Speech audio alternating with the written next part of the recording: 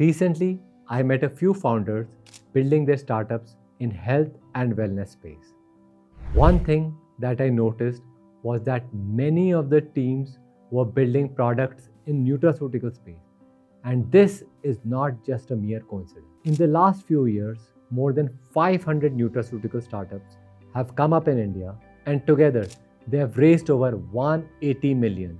And most of that has just come in last 3 years. So why have so many nutraceutical brands suddenly emerged in India? And if you are an aspiring founder looking to build in healthcare and wellness space, is building a nutraceutical brand even worth in today's market? So in this video, I will give you insights about this space. What makes it so exciting that every day new brands are popping up, and most importantly, the challenges that you may face and how to overcome them. So let's dive in. So why has this category suddenly taken off? When I look closely, 4 things have come together at the same time. The first factor is awareness. With growing concerns around food quality and processed diets, people are far more conscious about what they are going to put in their bodies.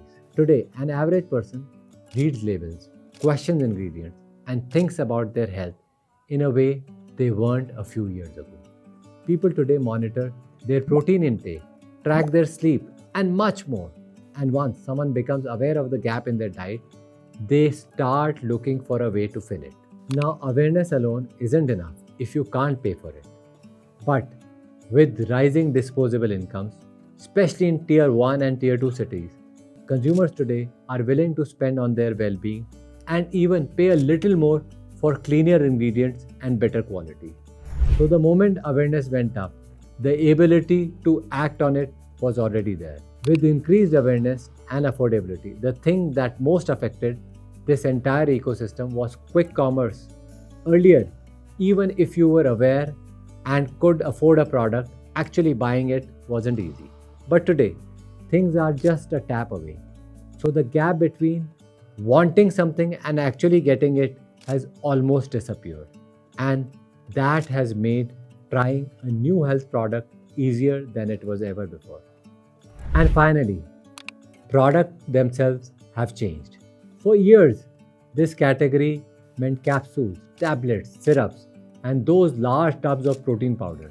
Today, we are seeing new form factors like gummies, effervescence tablets, oral strips, sachets, ready-to-drink shots, and nutrition bars, formats that are easy to carry and simple to consume. Convenience is what has turned these healthy products from occasional purchases into a daily habit. So in a nutshell, awareness, affordability, access, and better packaging, together, these 4 have made demand explode. And where there is demand, founders follow. But here's the part most of them underestimate. Despite huge demand, why is building a nutraceutical brand tough? If we closely look at trends, patterns, and reports, we can see demand for new nutraceutical brands is increasing, which may motivate a few of you to build in this space. While it may look easy on the surface, there are many challenges I want you to be aware of. But don't worry, I won't just leave you with problems. Along with each challenge, I will also share a solution I believe works the best. Let's talk about the first challenge, compliance. When you are building in the health and wellness space, you can't really move fast and break things. What you make is something that people will consume. So your ingredients, product composition, product testing, lab reports, and trials have to fall into place.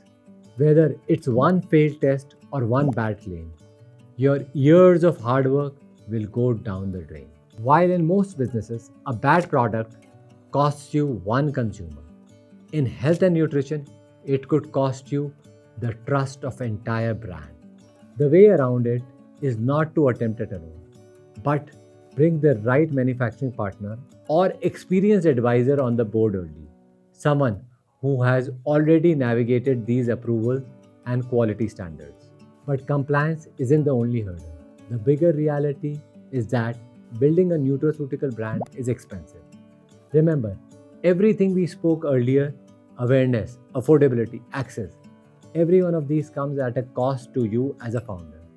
To create awareness, you spend heavily on branding and marketing. To build trust, you often give away free samples so people can try the products. And to build easy access, you pay to quick commerce platforms to stock and push your product. So, whether it's product development, marketing, advertising, or most importantly, inventory, the money goes out fast. The way to ease this is through business model innovation.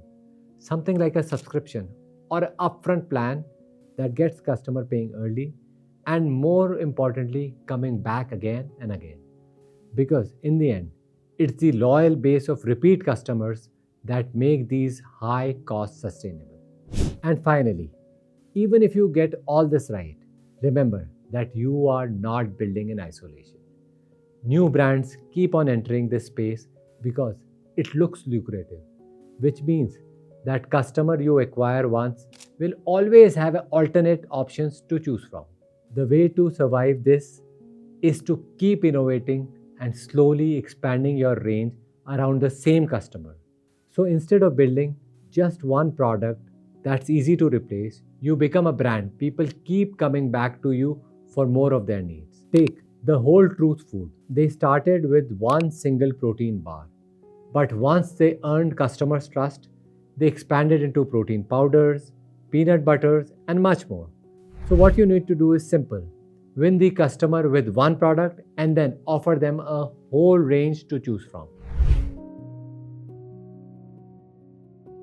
So before I conclude this video, let's go back to the question where we started from. Is it worth building a nutraceutical brand today? And honestly, my answer is yes. But only if you have access to the right ecosystem, advisors, and capital. So if you're serious about this space, don't get carried away by how hot it looks. Get the fundamentals right because the fundamentals of a successful business always remain the same. Identify a real customer pain point, something that really needs to be solved, for which customers are willing to pay over and over. That's it from my side today. If you found this useful, do like the video and subscribe to my channel. And if you have any specific questions or if there is a specific sector you want me to talk about, drop me a line in the comments. I'll see you in the next one.